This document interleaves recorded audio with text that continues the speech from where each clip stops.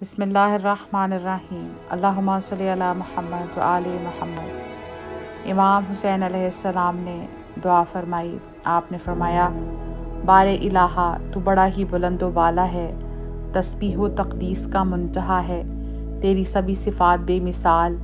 تیرے کرم کے انداز بڑے نرالے۔ پروردگارا، تیری کن نعمتوں کا شمار کروں اور کس کس کرم کا تذکرہ کروں؟ تیری عطاؤں کا شمار کون کر سکا ہے اور کس کی آگاہی انہیں یاد رکھ سکی ہے؟ پھر میں ان میں سے کس کس کے شکر کا حق ادا کر سکتا ہوں؟ مجھے جو آسائشیں اور خوشیاں تو نے عطا کیں وہ تو میرے سامنے آتی گئیں، جو زحمتیں اور کلفتیں تو نے میرے قریب نہ آنے دیں انہی کا کیا شمار ہوگا؟ میرے ایمان کی سچائیاں، میرے عزم و یقین کی ہم آہنگی، میری وحدت پسندی کا اخلاص، میرے ضمیر کی گہرائیوں میں آسودہ حقیقتیں،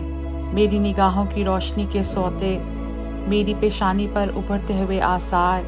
میری سانس کی آمد و شد کے اسلوب، میری رگوں میں دوڑتے ہوئے لہو کے راستے، میرے سننے کی صلاحیتوں کے مرکز، میرے ہونٹوں سے نکلے ہوئے بول، میری زبان کی حرکتوں سے بننے والے الفاظ، میرے دانتوں کی جڑیں، میرے کھانے پینے کو توانائی کی صورت دینے والے عوامل، میرے دماغ کی صلاحیتیں، میرے سینے کے اندر کا نظام، میرے دل کے پردوں کی لرزشیں،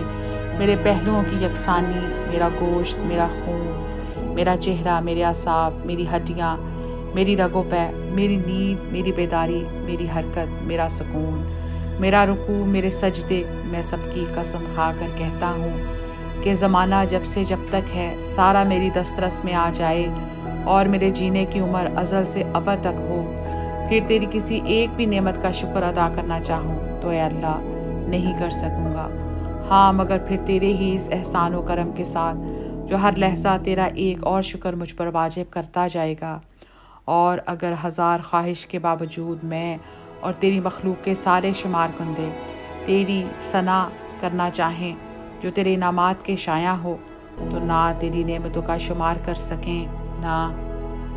حق ثنا ادا ہو سکے۔ یہ ہو بھی کیسے سکتا ہے جب تو نے خود ہی اپنی بولتی کتاب میں فرما رکھا ہے کہ تم اللہ تعالیٰ کی نعمتوں کو شمار کرنا چاہو بھی تو ہرگز نہیں کر پاؤ گے۔ تیری کتاب سچی ہے، تیری بات سچی ہے، تیرے پیغمبر سچے ہیں، ان پر تو نے جو وحی نازل کی وہ سچی ہے، اور انہیں جو دین عطا کیا ہے وہ سچا ہے۔ یا الہی، میں اپنی ساری ہمتوں کو اور تمام تگ و دو کو گواہ رکھ کر کہتا ہوں اور ایمان و یقین کے ساتھ کہتا ہوں کہ سبھی حمد اس اللہ کے لیے ہے جس کے کوئی اولاد نہیں کہ کوئی اس کا وارث بنے، نہ اس کی قوت و جبروت میں کوئی اس کا ساجی ہے کہ اس کی قوت تخلیق میں اس سے ٹکر لے سکے، نہ اس کا کوئی ساتھی ہے کہ اس کی کارسازیوں میں اس کے ہمدوش ہو۔ وہ بڑا پاک اور بلند و بالا ہے،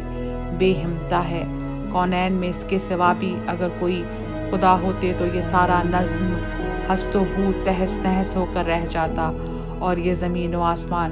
بگاڑ کا مرقع ہوتے۔ پاک ہے وہ اللہ جو ایک ہے، بے نیاز ہے، نہ اس کے کوئی اولاد، نہ وہ کسی کی، نہ اس کا کوئی بھی ساجی۔ سبھی حمد اللہ کے لیے ہے، وہ ہم جو اس کے مقرب فرشتوں، اس کے پیغمبروں اور اس کے رسولوں کی حمد کے مماثل ہو، اور اللہ تعالیٰ کے بہترین و محترین حضرت محمد مصطفیٰ خاتم النبیین پر اور ان کی با اخلاص طیب و طاہر آل پاک پر درود اور سلام۔